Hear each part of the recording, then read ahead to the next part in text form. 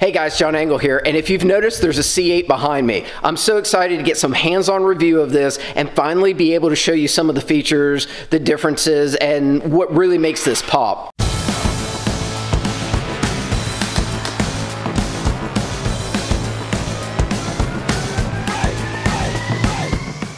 First thing that you notice is that ceramic matrix gray, which is one of my favorite colors. And here in the garage, you can actually see some of that depth to it, where it's not white, it's not gray, but it almost has that metallic or translucent finish on it that just so beautiful on these cars. The first time that I ever saw that was on a carbon edition, and I was always disappointed that you couldn't get that on a standard Corvette until now. I know it's American muscle and it's a Corvette. Now that it's mid-engine and that front end with the body lines, the styling of this, I have to say that I see a lot more Lamborghini or exotic in it. Not so much Ferrari as McLaren and Lamborghini. Let's take a look at the interior. Now, this is the 3LT with the competition seats, and I have had the pleasure of taking this one out for a drive. Those seats grip so well. So with the competition seats, these have a lot of Alcantara in them as well on the seating surface, which really helps with the grip. These seats have so much grip to them, it's amazing. I thought that this was really cool that it's got a magnetic little button right there so that it holds your seat belt. That way you could take these out and actually put in racing harnesses. Obviously the competition seats were designed for that. Look at the carbon fiber on it. I mean, everything about this screams exotic to me. Now, with the 3LT package, you could get the carbon fiber package as well, and of course this car has everything.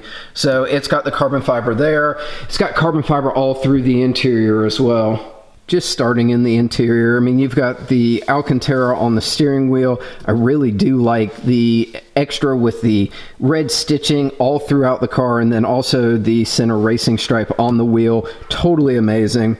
And the Alcantara also goes right over into the dash over here where you have your main selection, and then also into the armrest. And all controls now, they kind of put down the side here. This allows all the ventilation, air conditioning, heated seats, and then your infotainment system with a fully digital display in the C8, where the C7 had the digital display in the middle, and then the two analogs over on the side. Now we've gone to 2020 and everything is digital. It is absolutely amazing. In fact, I'm gonna get the keys. All right, we've got the key here, and it's nothing too fancy, but does everything that you need. Double tap the center, it'll start the vehicle. You've got the hood and you've got the trunk, which now is, I guess, more of a bonnet and a frunk, and I'm not sure what we're calling them anymore, but you've got your hood and your trunk, and then lock and unlock, and then you've got your panic button on there. Everything else on here, pretty much a standard key. You've got the beautiful inlaid Corvette logo in there. They really have come a long way on their keys on these. Just sitting in the driver's seat, you really do have that cockpit-inspired feel. It reminds me similar to the C4 Corvette, where everything was over here and in front of you, where nothing was really for the passenger, and it's the same here. The thing that's crazy to me are these little vents. They are the smallest vents. They push out some air, so if you were wondering if you're still going to be able to be cooled or heated, they do a good job, but they are the smallest vents that I've ever seen. I think the best thing to do is to start her up, and let's take a look at some of the different screens that we have and what's also on the infotainment system.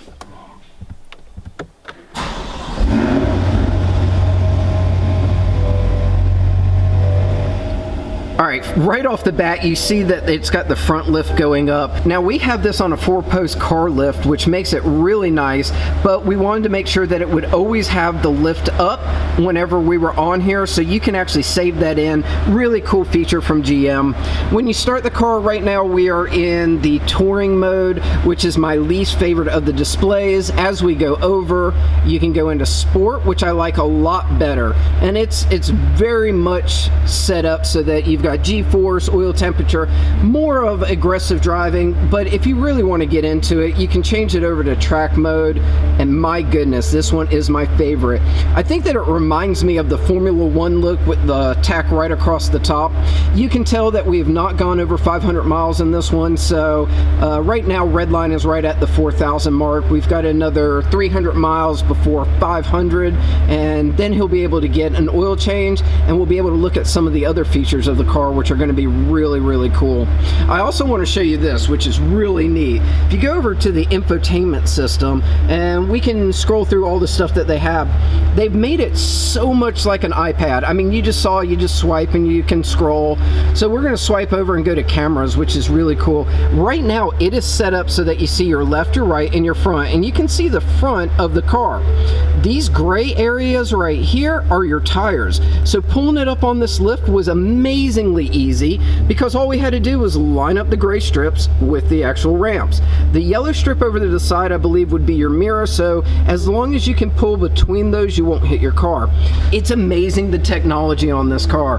And then also it remembers to raise the car for you, so it makes it almost idiot proof. I don't want to say idiot proof because I know what that means, but this car is going to be so much fun to drive and so easy to drive.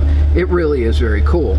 One of the other features of this car that I absolutely love is PDR. And in this, all you have to do is go into PDR, and then you're going to be able to set everything up. You can do video overlays, which are very cool. So you can go at none, sport, track, and timing. Each one of those does something a little bit different. So obviously none. If we go to preview, it is just going to be what you see out of the camera. That is all you're going to get. But if we go out of here and then we go to video overlay and we do timing, we do track, you can preview them. So you've got your RPM right here, you've got steering indicator, you've got G-forces, you've got braking gas. It is so neat. And all you do is put an SD card, and the SD card reader is actually in the glove compartment. So you put that in there and then you're able to record. It also will allow you to record for valet mode in case you want to know if a valet is doing something that they shouldn't be. But the technology on this car has really come a long way. The fit and finish of this car is amazing, and I've just loved being able to get a little behind the scenes and be able to hold, touch, feel everything on it. It does feel like a quality car. It has taken the Corvette and put it up there with cars like Porsche, Ferrari, and Lamborghini, and I think the performance of these is definitely something that you're seeing. Now, the one thing is we can't do a lot of aggressive driving right now because we're still in the break-in period, but we will be doing another video soon after all of that has been taken into consideration. The oil change has been done, and I want to be able to do the launch control, C0 to 60, be able to time all of that for you guys. All right, before we get to the engine bay, I think that it's probably a good idea that we take a look at what's under the hood, which isn't a whole lot, but it is kind of cool to take a look at it, so let's do that. Once again, very exotic, not a whole lot of storage space. It is a lot deeper than I thought. I mean, you could get in there and it's a good 2 feet deep. So you could definitely put some overnight bags, nothing too big in there, but it is nice that they give you another space to be able to do things and to be able to put luggage. Of course, that aggressive front end with the splitter at the bottom, absolutely beautiful. And that ceramic matrix gray, I think might be my favorite color now. I know, you want to see the engine, so do I. Let's take a look.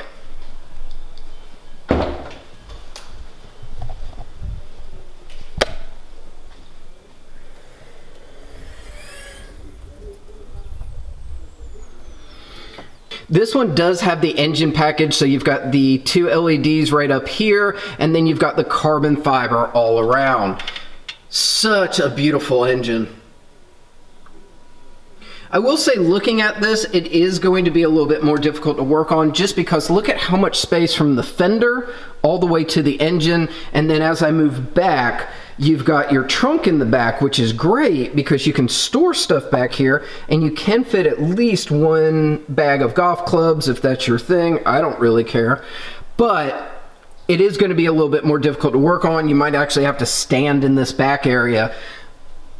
But when she is running, she is beautiful.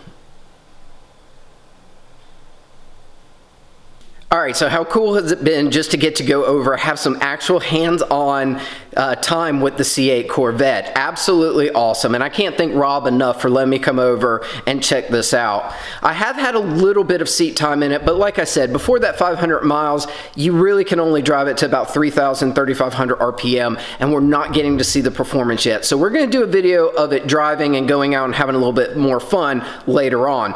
But because you guys have been awesome and waited this whole time, let's do a cold start of the C8 Corvette.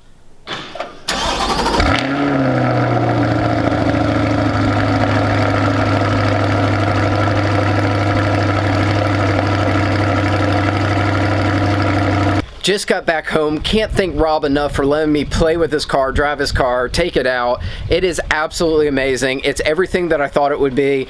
It has such a look to it. Anyway, I'm curious what you guys think. Leave me some comments below. Is there any question that you have or something that you want to see about it? Keep me posted. Hit the like button, share these videos, and we'll catch you next time.